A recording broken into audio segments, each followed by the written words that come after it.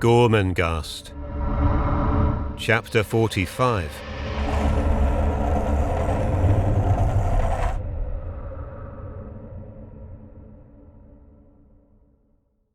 The days flowed on, and the walls of Gormenghast grew chill to the touch as the summer gave way to autumn, and autumn to a winter both dark and icy.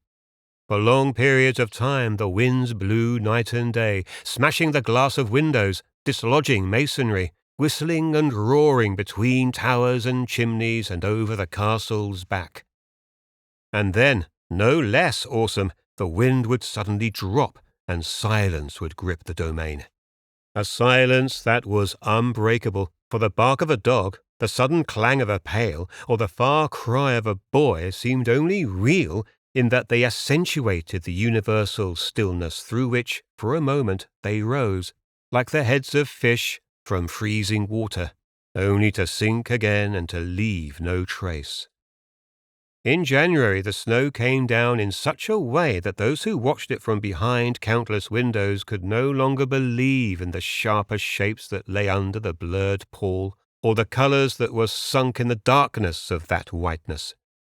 The air itself was smothered with flakes the size of a child's fist, and the terrain bulged with the submerged features of a landscape half remembered. In the wide, white fields that surrounded the castle, the birds lay dead or leaned sideways, stiffened for death. Here and there was the movement of a bird limping, or the last frantic fluttering of a small ice-gummed wing. From the castle windows it seemed that the dazzling snow had been scattered with small coals, or that the fields had become smallpoxed with the wintered murdered hosts. There was no clear stretch of snow untriturated by this widespread death, no drift without its graveyard.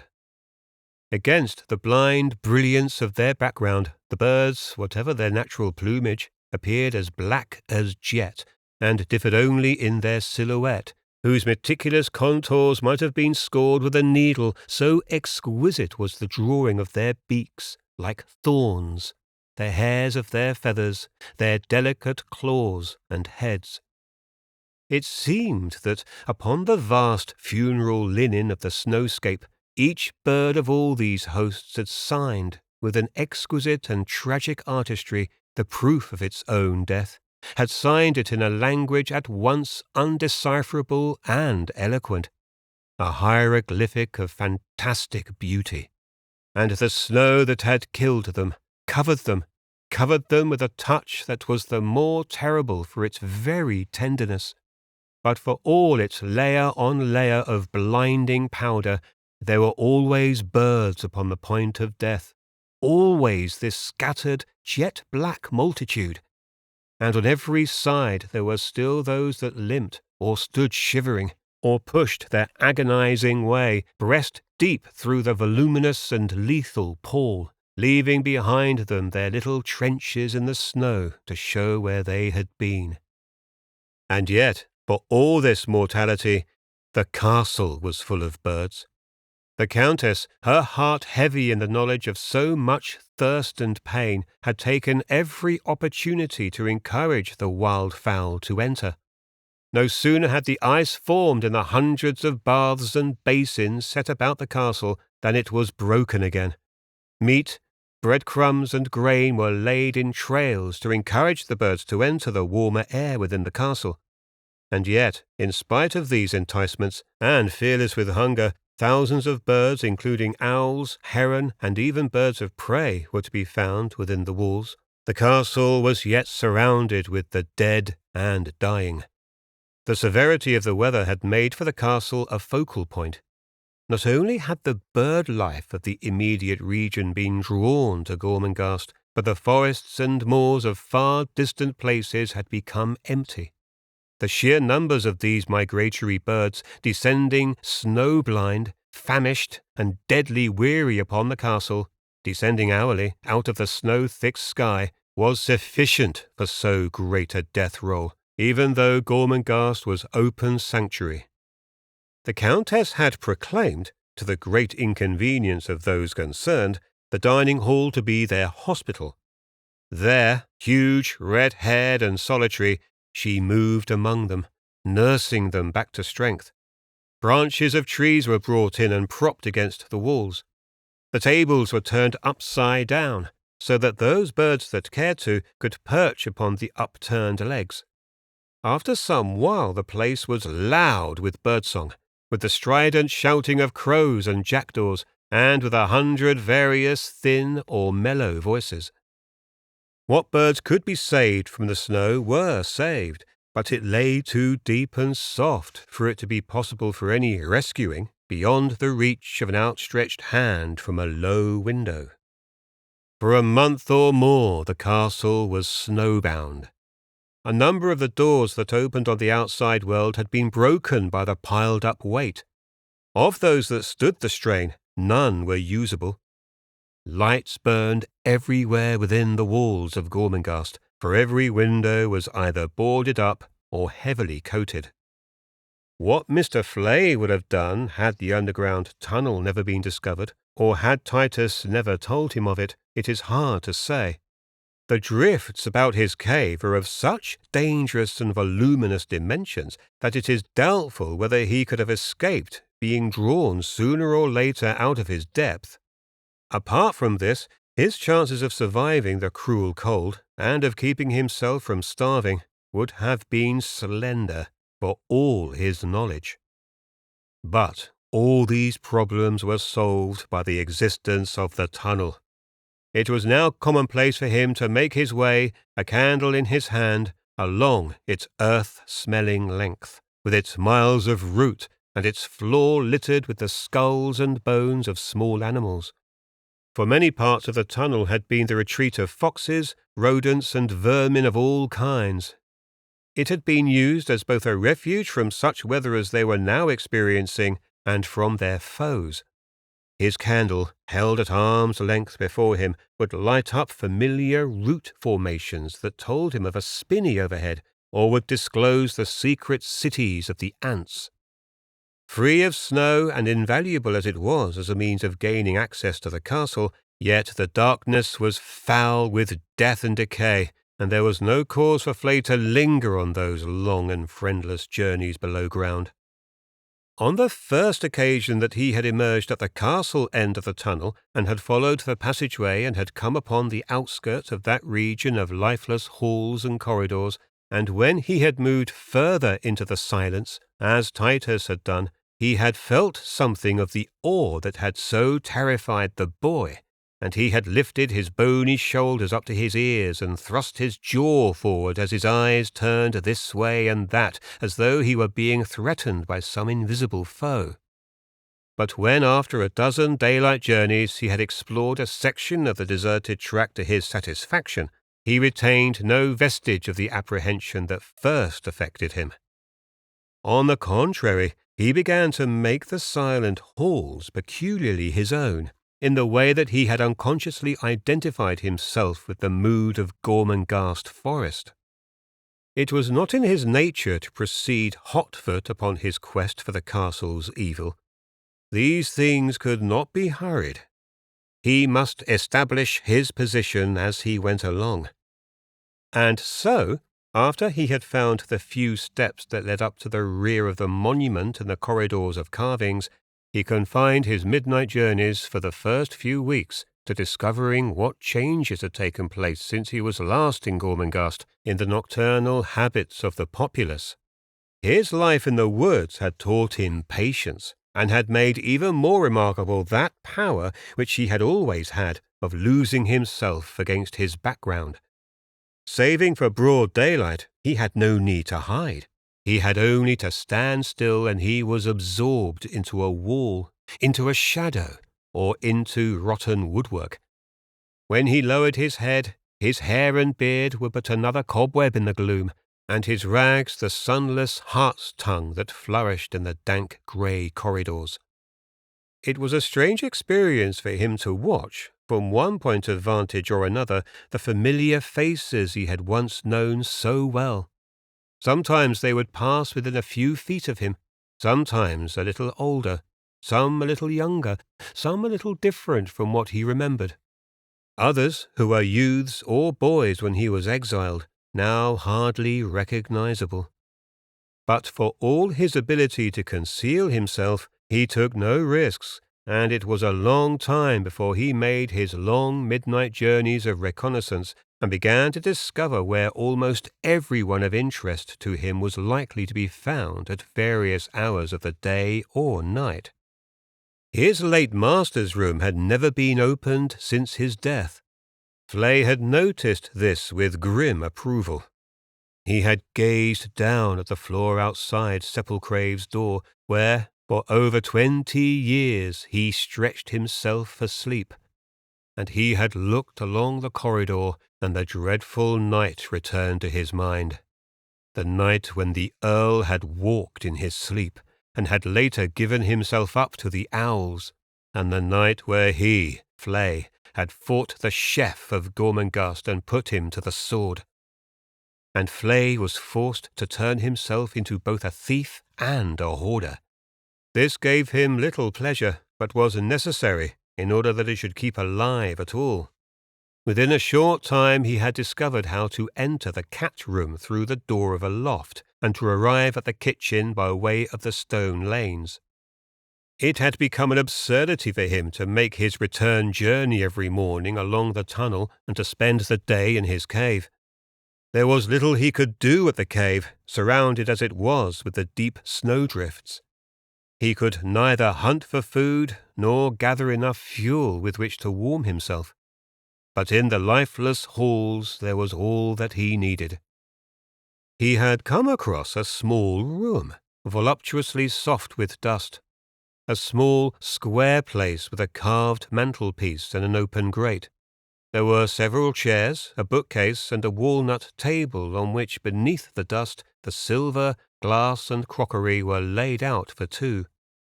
It was here that Flay established himself. His larder consisted of little more than bread and meat, fresh supplies of which were always plentiful in the great kitchen.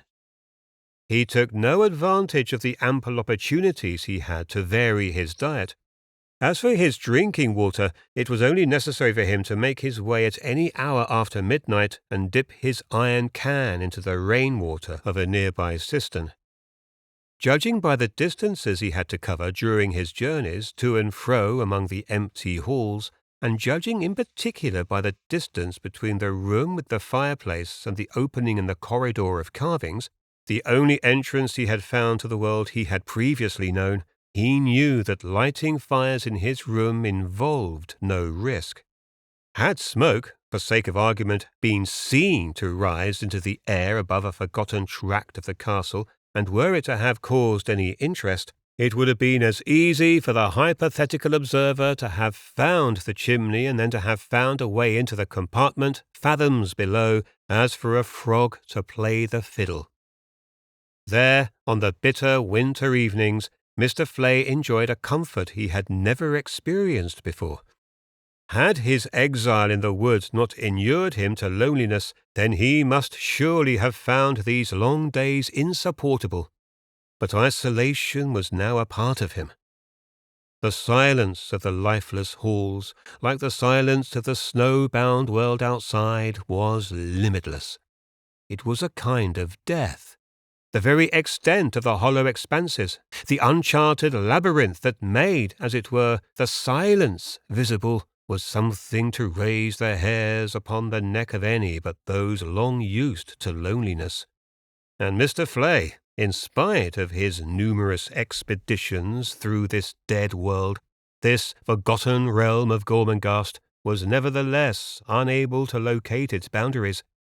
It is true that after a long search, guided to some extent by Titus's instructions, he had found the steps that led up to the corridor of carvings, but save for this and the few locked doors through which he had heard voices, he had found no other frontier points between his world and theirs.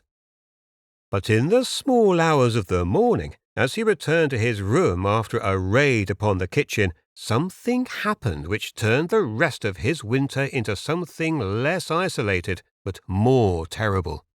He had left the corridor of carvings a mile or more behind, and was deep in his own realm, when he decided that instead of taking his usual path along the narrow and extended passageways to the east, he would explore an alternative corridor which, he imagined, would in its own good time lead to his own district. As he proceeded, he made, upon the wall, following his usual custom, the rough marks with white chalk which had more than once helped him to find his way back to familiar ground. After about an hour of twisting and turning, of crossing the open junctions of radiating alleyways, of making 100 arbitrary choices between this entrance and that, this winding descent and that cold incline to a wider passageway, he began to sweat with fear at the very thought of having taken no precautions for his return journey.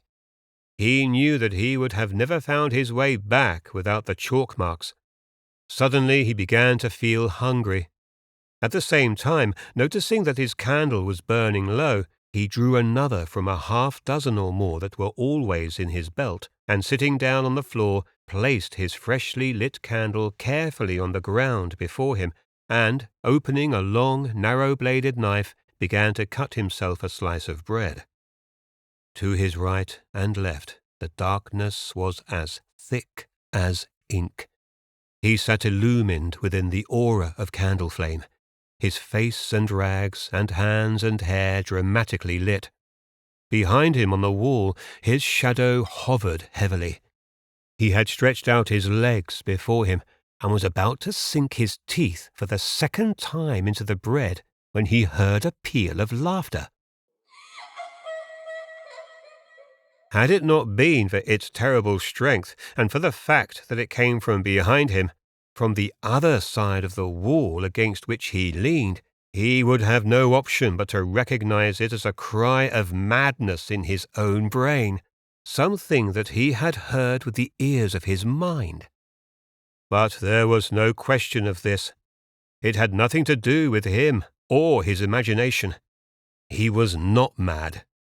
But he knew that he was in the presence of madness, for the demoniacal cry or howl was something that brought Flay to his feet as though he were drawn upwards on a fishhook, something that took him, without his knowing that he had moved, to the opposite side of the passage, where, flattened against the wall as though at bay, and with his head lowered, he stared at the cold bricks against which he had been leaning, as though the wall itself were affected by the lunacy it was hiding, and was watching him, its every brick deranged.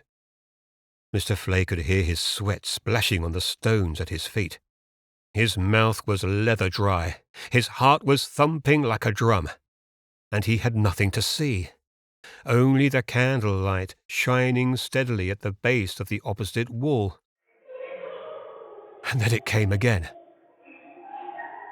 with a kind of double note, almost as though whatever throat it was that was giving vent to this ghastly laughter was curiously formed, as though it were able to throw out two voices at once. There was no question of an echo, for there was no repetition and no overlapping, but a kind of duplex horror. This time, the high-pealing note tailed off into a thin whine. But even in this ghostly termination there was the twofold quality, the terrible, petrifying sense of double madness. For some while after silence had returned, Mr. Flay could not move. He had been struck. His sense of privacy had been shattered. His inability to rationalize and make sense out of the small hours was like an insult hurled against his narrow but proud mind. And his fear, his naked fear of something he could not see, but something which was within a few yards of him, it was this that froze his limbs. But the silence continued, and there was no repetition. And at last he picked the candle from the floor, and with more than one glance behind him, he moved rapidly back the way he had come, following the chalk marks, until at last he arrived at the fateful parting of the ways. Thereafter he was on his own ground, and he strode it without hesitation until he arrived at his room. It was, of course, impossible to let the matter rest. The enigmatic horror of that laughter was with him all the time, and no sooner had the sun risen on the following day than the grim place drew him.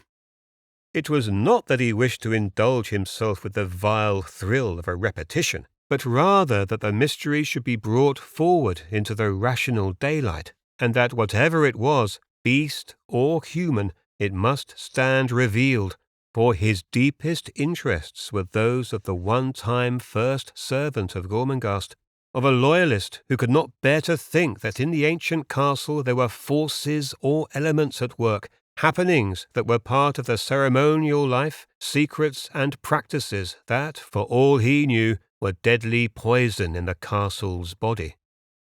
It was his intention to explore further along the terrifying passage, and if possible, to double back down some parallel artery where opportunity offered, and so discover, if he could, some clue as to what lay on the other side of the wall. And this is what he did, but with no success. Day after day he threaded his way through the cold brick lanes, crossing and recrossing his own tracks, losing himself a score of times a day, returning over and over again to the original corridor for reference, unable to comprehend the tortuous character of the architecture. Every now and again, on returning to the place where he had heard the wild laughter, he listened, but there was never any sound but the beating of his own heart. There seemed no other way for him to come again to that dread place, not in the daylight, but at the self-same time as before, when the small hours of the morning sucked the courage from heart and limb.